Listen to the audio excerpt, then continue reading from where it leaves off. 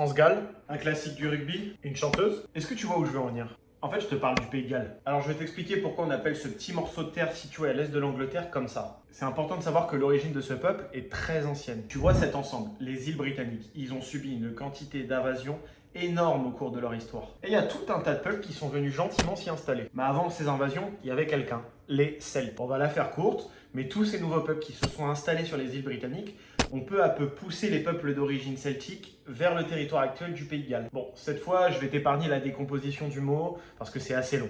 Retiens juste que le mot gallois dérive du peuple celtique des Volsques. Et avec le temps, ça a donné Welsh en anglais, et en français, ça a fini par donner gallois ou Galles, pays de Galles. Bon, avant de partir, je vais donner quelques anecdotes. Les Gallois, dans leur langue, ils appellent leur pays Cymru. Bon, alors je vais te laisser ce monsieur-là le prononcer. Cymru, Cymru.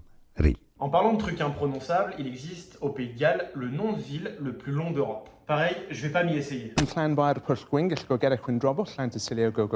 y a encore tellement de choses à dire sur ce petit pays hyper passionnant, mais je t'en parlerai à l'occasion. Alors pour voir la suite, n'hésite pas à me liker, à t'abonner sur tous mes réseaux.